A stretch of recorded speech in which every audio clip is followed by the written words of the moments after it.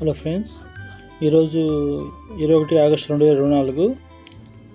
ఈరోజు బుధవారం ఈవినింగ్ నుంచి హ్యూమిడిటీ ఎక్కువ ఉంటుందండి.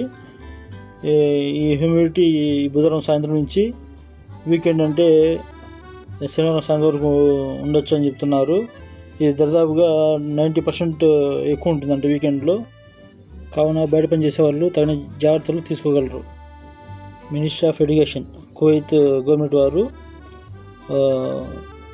2048 మంది ఎక్స్పైర్డ్ ఎంప్లాయీస్ని టర్మినేషన్ చేశారండి.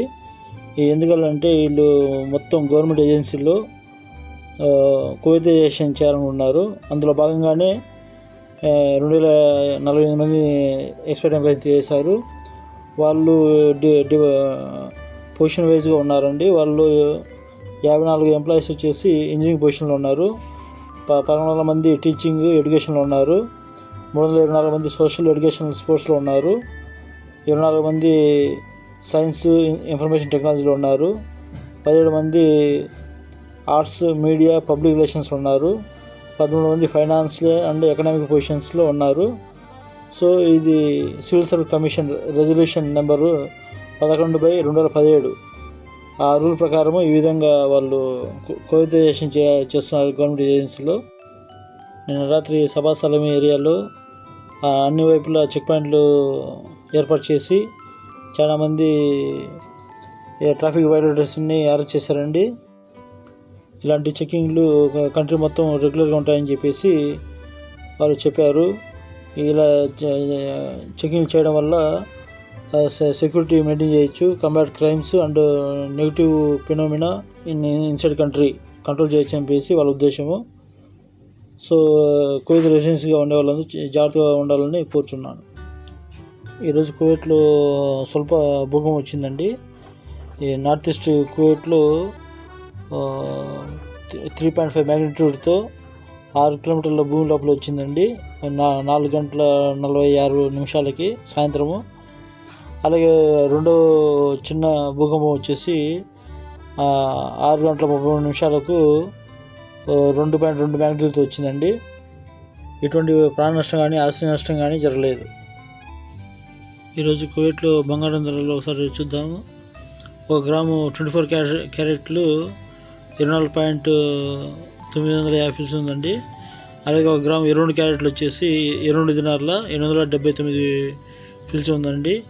అలాగే 1 దినారు కరెన్సీ రేటు ఎక్స్చేంజ్ చూసుకుంటే 275.20 ఫిల్స్ ఉందండి. మిగతా దేశాల కరెన్సీ రేట్లు పైన పట్టికలో ఉన్నాయి, గమనించగలరు. ఈరోజు ఆంధ్రప్రదేశ్ అనకాపల్లి నియోజకవర్గంలో అచ్యుతాపురం సిజ్లో ఎసెన్సియా కంపెనీలో రియాక్టర్ పేలిందండి. రియాక్టర్ పేలి 16 మంది అక్కడిక్కడ చనిపోయారు. ఇంకా 7 మంది అక్కడ మృతదేహాలు లభించాయి.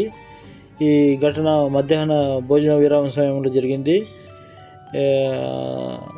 అదృష్టశాత్తు అందరూ భోజన సమయంలో ఉన్నారు. అలా కాకుండా డ్యూటీ టైంలో ఉంటే, వర్కింగ్ టైంలో ఇలాంటి పేర్లు జరిగింటే చాలా ప్రాణ నష్టం జరిగేది.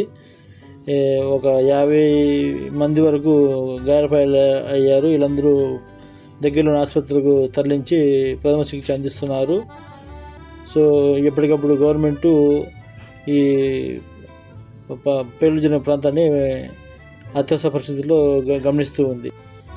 ప్యారిస్ ఒలింపిక్స్లో హాకీలో కాంస్యాన్ని అందుకొని తన సుదీర్ఘ కెరీర్కు ఘనంగా వీడ్కోలు పలికాడు సీనియర్ గోల్ కీపర్ ఆర్పి శ్రీజేష్.